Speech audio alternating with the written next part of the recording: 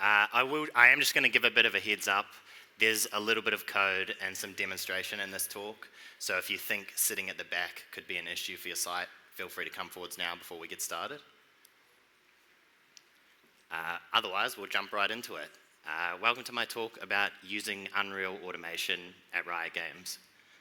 I'm Zach Hamilton. I'm a senior software engineer based at Riot Games in the Sydney office, and I work in the Unico team. What that means in practice is it's the Unreal ecosystem team, and we deliver a product called Core SDK.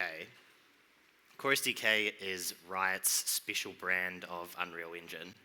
So it comes with a bunch of included defaults that you would expect every game project or experimentation project to need. Things like being able to sign into your Riot account, being able to have an inventory, various tools that we might think are really useful that should be used across every project, and things like that. It also comes with a bunch of sensible defaults. With a click of a button, we can have a new project that has automated builds running, playtests are up and running, and as you might expect, that's something we have a hand in. It's about 25 people, the team, and we're split across Sydney and the LA time zone. And one of our main up-and-coming customers that you might have heard of is 2XKO, which is a recently announced tag team fighting game. So before we get into the talk, I just want to cover a little bit about what it is and why it might be interesting to you. Over the next sort of 40 minutes, I want to go over some examples of how you can use the tools that Unreal provides to do work for you in a way that means you can save time and avoid creating and repeating mistakes. It's not just aimed at technical folks. There's content in here that can be created by people with a completely non-technical background, but it does also go all the way into full-on automation where you can have engineers doing that.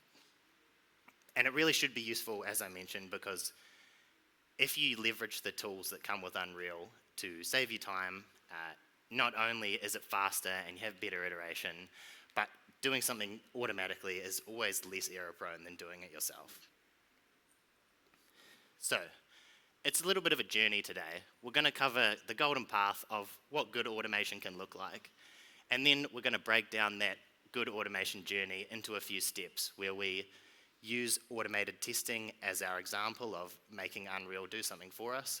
So we'll cover creating tests, then we'll look at some of the automation tools that are available to us.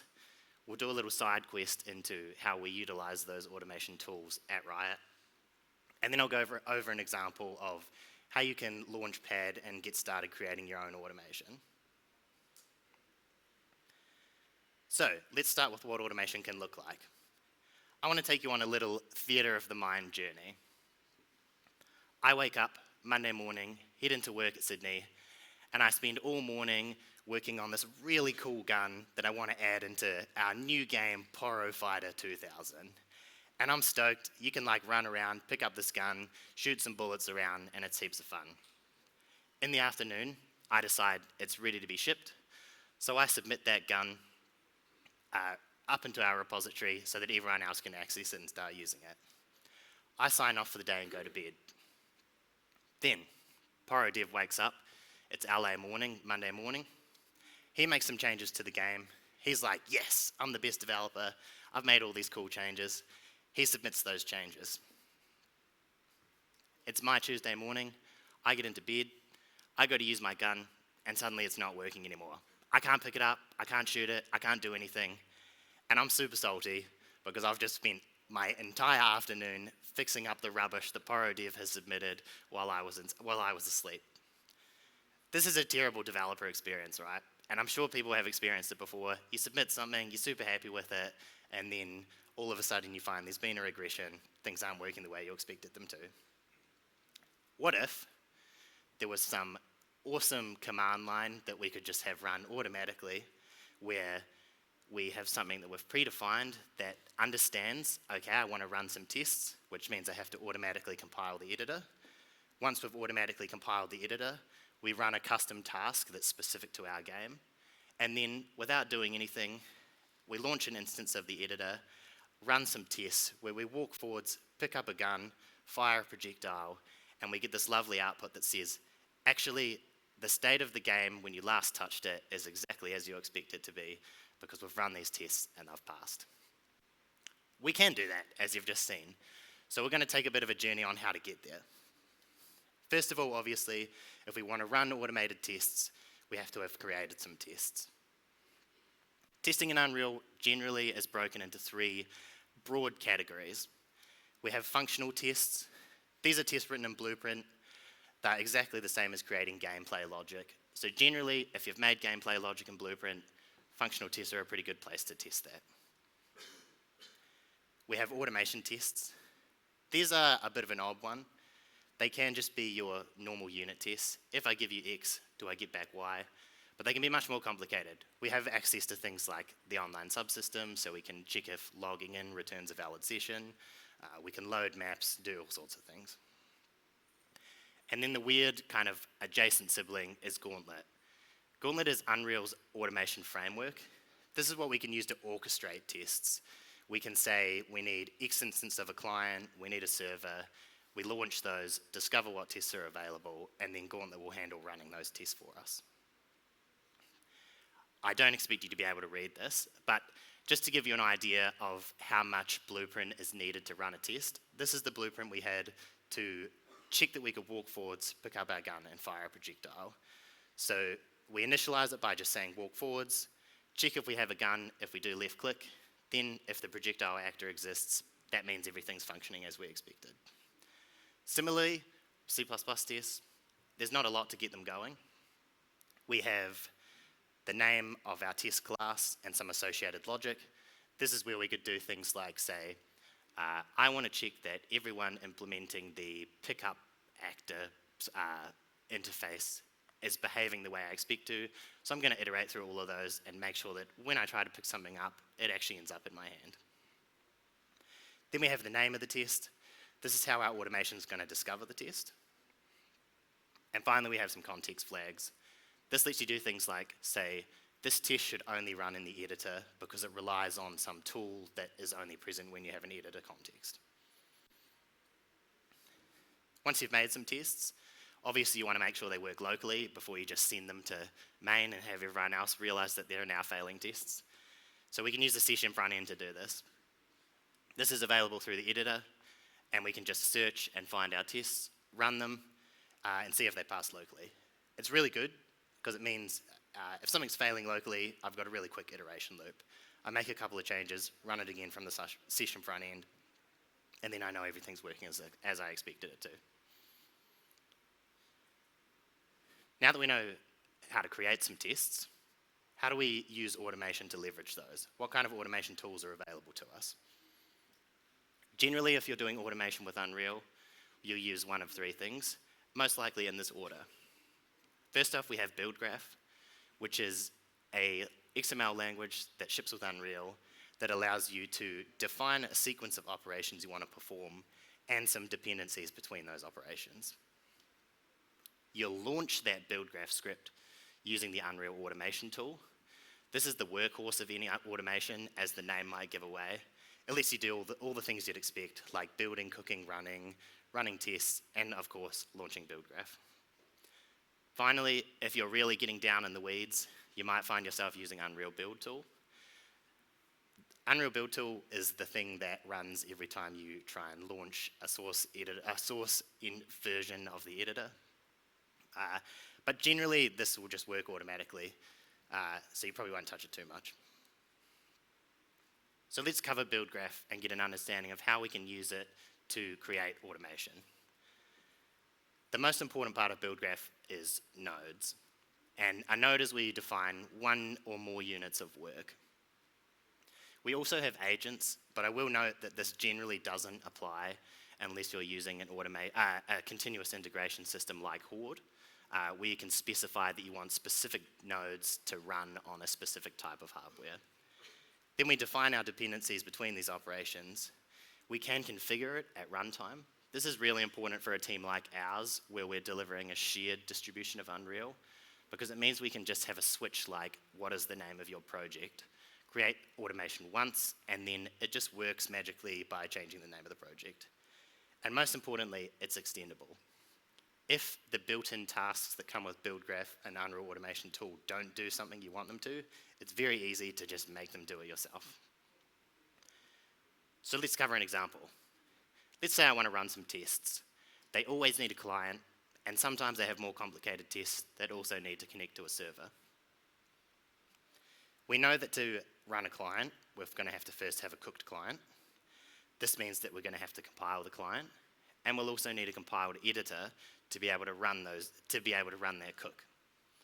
Then, in my example, because I'm creating the awesome game Pyrofighter 2000, I've got a placeholder name that I want to replace that placeholder with to say a Pyrofighter 2000 every time I compile. I can create a custom task to do that. What if we want to run with server? Simple. We just pass the with server configuration at runtime. This again means we need to cook the server, which means we'll need a compiled editor and we'll need a compiled server. Touching briefly on agents, if you are using Horde, cooking, compiling, they're really heavyweight options. Obviously you want to do them on something with heaps of RAM, heaps of cores. So we might bucket those in like a really beefy AWS agent. Contrary to this, replacing name with Pyrofighter 2000 could be done on a toaster. So we can put this in just like a little small machine that doesn't cost much to run. But some real power of this is we can bucket our run test job in any type of agent we want. This means we can target console, mobile devices, really low power laptop, super high-end gaming PC, just by changing the agent that we want those tests to run on. Do note that this only applies when you're running in some kind of continuous integration system. Obviously, if you're running them locally, the agent will always just be the PC that you're running on locally. Now that we've made some BuildGraph, we want to run it with Unreal Automation tool. The entry point to Unreal Automation tool is, as you might expect, run UAT. It has some built-in modes, such as build, cook, run, which unsurprisingly builds, cooks, and runs. If anyone's done a build or a cook from within the editor, under the hood, it's using run UAT and build, cook, run. We can also call Gauntlet to execute tests using run Unreal. We'll come back to this one in a moment. And as I mentioned, it's also your entry point into any of the automation that you've defined in your BuildGraph. BuildGraph itself can call run UAT, so it's easy to define complex nested automation. And it has many built-in tasks that generally will do pretty much everything you want it to. Anything from like obscurely setting which version of the engine you're building to compiling, cooking. It has lots of stuff with Docker, pushing to Amazon, S3 buckets, anything. And as I mentioned, if it doesn't have what you want, it can be extended to have what you want. So now we understand the tools and we want to run some tests. We can use run Unreal to do this locally after we've made sure they work in the editor. All we have to do is pass a project, a build. Confusingly, build is not what type of client or server or whatever it may be that you're targeting, but it's telling run Unreal where to find your build. If you're running locally, generally you'll just point it to the build of your editor, but you can also point it to something that you've cooked locally if you're encountering issues that only happen in your cooked client, or you can point it to some precompiled binaries that you've downloaded, and this is really good for automation. It means you can do the build somewhere and run the test somewhere else. Then we point it to the test. Not the test you want to run, but the node that Gauntlet will use to understand how to execute the tests. And it comes with two really handy built-in ones. Editor automation, which will discover tests and run them with an editor context. And target automation, which will discover tests and run them with a client context. Finally, we pass the name of the test we want to run test. As I mentioned, it's not often that you'll need to use Unreal Build Tool. You might run into a case where you're having some bizarre compilation errors, or you've added some custom steps that have to run as part of your compilation process, and you might find they're not working. So you can debug this if necessary. Similarly, using run UBT, you pass in which target you want, and this consists of a build target, a platform, a configuration, and a project. In our case, this might be our automation example editor on Windows 64 in development mode, and our project is the automation example project. So how do we use these tools at Riot to save us time, stop us causing errors, those kinds of things? We use them in three main areas. We do automatic editor builds. If anyone's ever downloaded Unreal Engine from source, you know that you have just lost the next 4 hours of your life while you wait for it to compile and the editor to appear. And we have a lot of folks who aren't touching code at all. They just care about content, they just care about being in the editor. We've defined some build graph automation which will automatically compile and build the editor anytime someone submits chains, and then we deliver it with Unreal Game Sync, which means they save time, they don't have to compile, it just happens magically, I submit a change, and it's available shortly afterwards. We also use it to make playtest builds. If you think about the steps that are necessary to run a playtest, and you're doing it manually, it's a lot of wasted time. I've got to cook every version of the game for every platform I'm targeting. I've got to cook a server. I have some associated metagame services, such as being able to log in. I might have a special inventory server that I use. And if I have to manually run all those steps, deploy them all, make sure they're working, it's a lot of wasted man hours. But if we're automatically building and deploying these things, using automation, using build graph, it means I submit my changes at the end of the day, I go home, come back the next morning, everything's automatically deployed, it's available on the Riot client. I can just open something up, get started playtesting, and focus on actually testing the game itself, rather than testing my deployment process. And as you might have guessed, we also use it for automated testing. I won't ask for audience interaction because we know how that always goes, but I'm sure all of you have heard the phrase something like, yeah, it works on my computer, or, I mean, it's been like that for 6 months, just that test fails, like ignore it, or, something like that. Obviously this is bad. It allows regressions to creep into your game. Maybe something has been broken for a long time, but it becomes broken in a different way and you haven't realized the way it's broken has changed. If you're running automatic testing, which verifies the state of things is the way you expect it to be, you can change the dialogue in your team to things like, it doesn't just work for me, it works for everyone. Or, oops, maybe actually for once it was me that introduced that bug. And it means you can get away from things like, it's always been broken. You can look and say, it's been broken since last week. In practice, for people using Core SDK that we distribute, for them that looks like arriving at work, opening Unreal Game Sync, and getting a list of all of the changes on their project. This means at a glance, they can understand the health of each build. They have the tags which we see, which tell them, did the test pass? Is it building for the platform I expect it to? Those kinds of things. So that there's no cognitive load on understanding if they're pulling something that's in a good state. It's just there automatically for them. It also means that we can get a bunch of trends on what the health of our projects look like. As you can see, we've got some telemetry which tells us how long our tests were running. You can see we added some tests kind of towards December. They started to take a bit longer to run. I'll give you a guess where we shut down for the holidays. And then we have some odd anomalies at the end here, and we can see that maybe something happened here where a test didn't finish the way it was supposed to, maybe it timed out. But we have that telemetry, we can understand when those breakages happened, and we can even go back and look at what chains caused those breaks. With a bit of a view into what you can automate and how you can automate it, let's cover creating your own. We'll keep it nice and simple so that you can use this as a bit of a launch pad into adding automation in your own projects.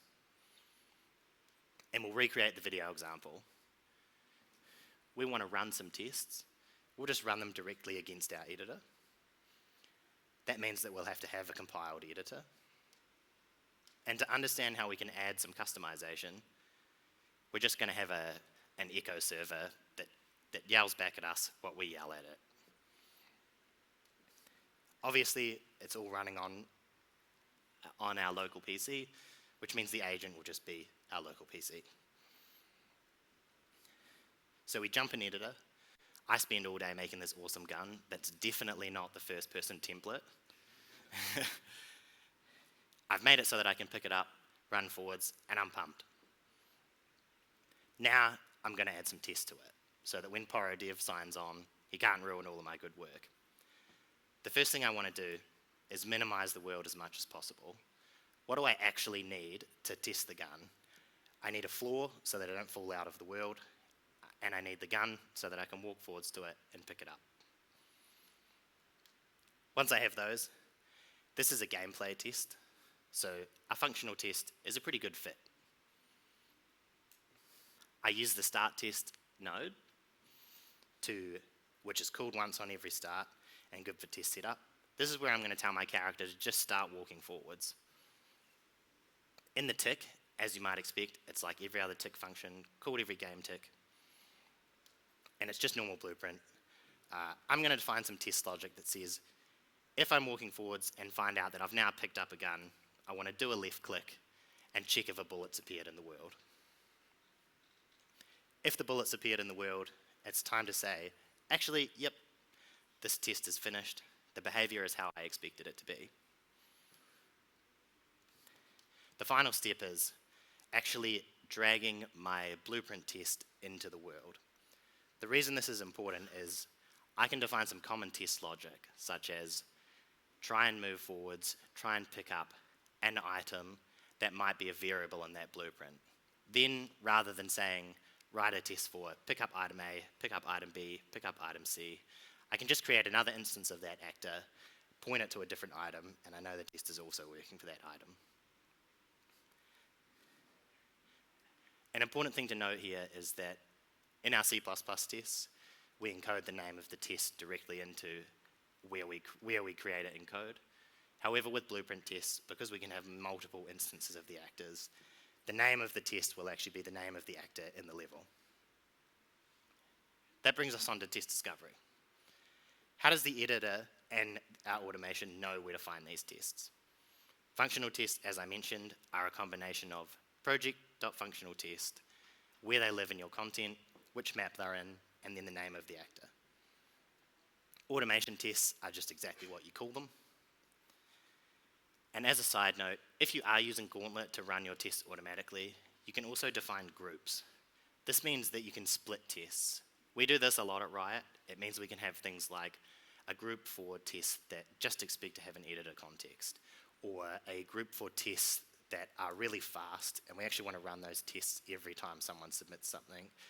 Whereas we might have a group of slow tests, which do a bunch of network stuff, asynchronous stuff, and we only want to run those perhaps once in our nightly automation. This can just be added into your default engine as so.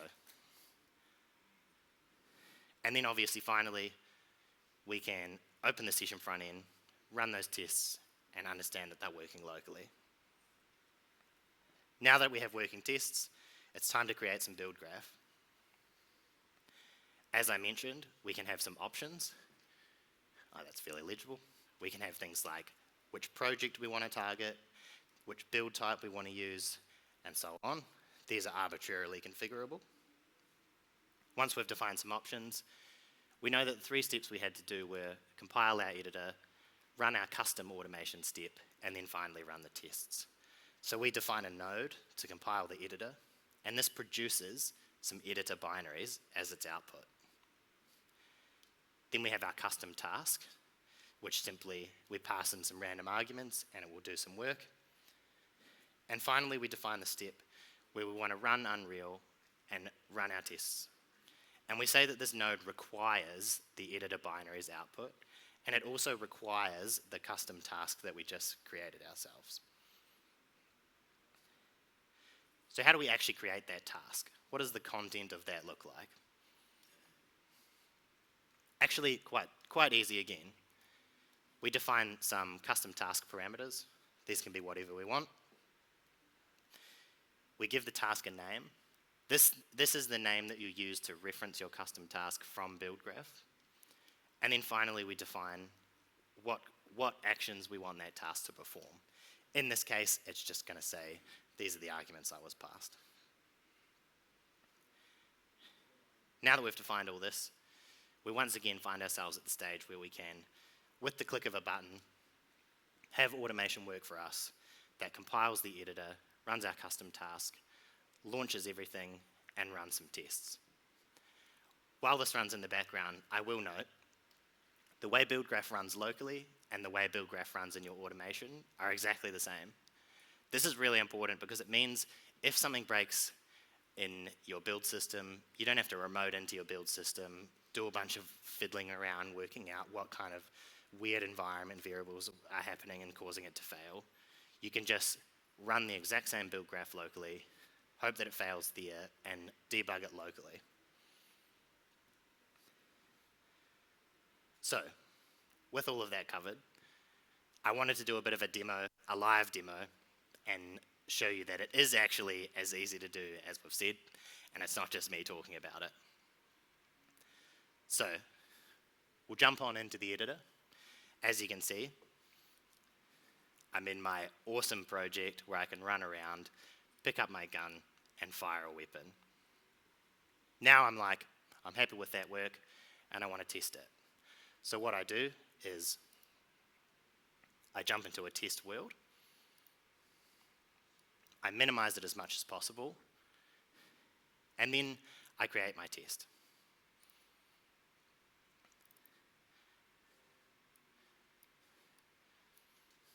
Some important things to note when creating an instance of a functional test are we can set a time limit on our test. This is important for two reasons. It means if we have some runaway loop, we don't just sit there for an hour wondering why nothing happens. But it also means that we can put constraints on things like speed. If we expect a character to be able to reach something in 3 seconds, we could put a 4-second time limit on that. And if our character's speed changes or anything like that, we'll immediately know because the test will time out. Then, as mentioned earlier, to start our test, we just say that we want to inject a continuous action of walking forwards until we try and pick up the gun. We create some logic in our tick function, which simply gets our character and checks if they have the rifle. If we've picked up the rifle, we can tell our character that we want to stop walking forwards, and we want to inject a left click to try and fire our gun. Finally, all we have to do is check, does an instance of our projectile exist in the world? And if it does, that means we've picked up the gun and fired it successfully. At which point, we say that our test is finished and it succeeded. If you find yourself in a situation where you're running a test in automation, it's constantly failing, but no one has the time to address that at the moment, rather than leaving yourself in a situation where you say, it's always been failing, don't worry about that, you can temporarily disable tests. This means you can disable that test until you know someone has capacity to look at what the issue is, but it also means that you can keep your test green in the meantime so that if something else breaks, people are aware of that breakage. And I think that's really important so that you don't end up in a case where you have a bunch of dead code and then you fix one thing and realize that it was hiding 10 other things. So we've made our test. Now we want to run it locally and make sure it's working. So we can open up the session front end via the tools, search for our test, which we know contains automation example, and we have our test, pick up gun and fire. I want to make sure that works, so I run the test. We see that I walk forwards, pick up the gun, and fire the projectile. And I get this nice output saying, these are the tests that were run, and the output was success. So what if I've made some local changes, and actually that test doesn't pass anymore? Or someone else has made some changes. For example, we've moved the gun to the left. which means when we walk forwards, we're not going to walk into it. Obviously, this is a bit of a contrived example, but you can imagine how it translates to a more real example. Now when we run the test, we walk forwards, the character never picks up the gun, and the test times out. So we get some feedback about that saying, actually something went wrong and our test timed out, and we can see how long the test took and which test failed. With an understanding that our game's not functioning the way it used to, that it used to be, we move the gun back to where it was, restore that functionality, run our tests again, and now we know that everything's working as we expect it to. So we've created some tests, we've run them locally, and now we want to be able to create some kind of automation that's going to run them for us in our continuous integration system. Again, this is actually surprisingly simple.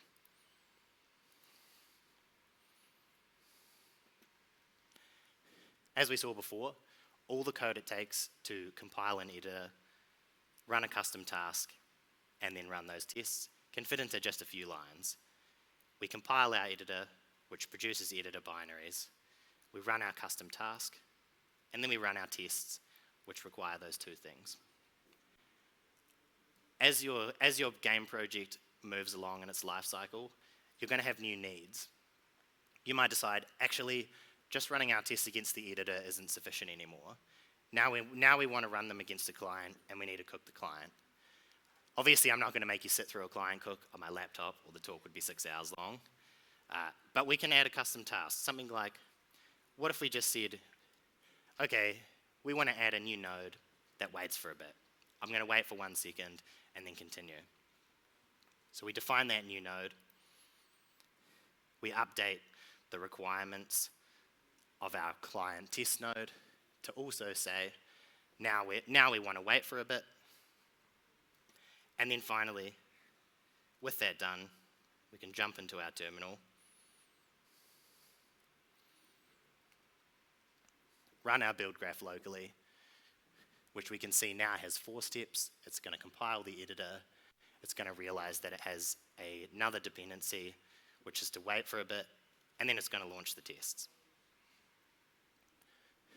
Again, what's really powerful about this type of automation is that you can do it on your own laptop or your own PC. You can make sure that everything in your automation system is the same as it is on your own hardware, and it means that you just really minimize the time around working out why something isn't working somewhere in the cloud. So we can see that my editor opened, I picked up the gun, fired a projectile, and then once the test is finished, we close down everything and report that we had success. If we look up a bit further, we can also see that we decided to wait for a bit as part of our new dependency.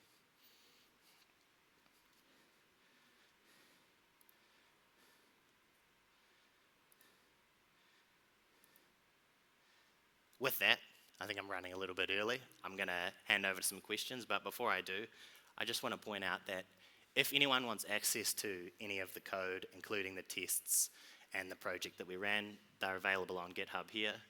And I was told that I'd get the Don't Come Monday if I didn't point this out. We're also hiring, so if anyone's interested in working for us, feel free to scan here. And with that, I'll open up for some questions.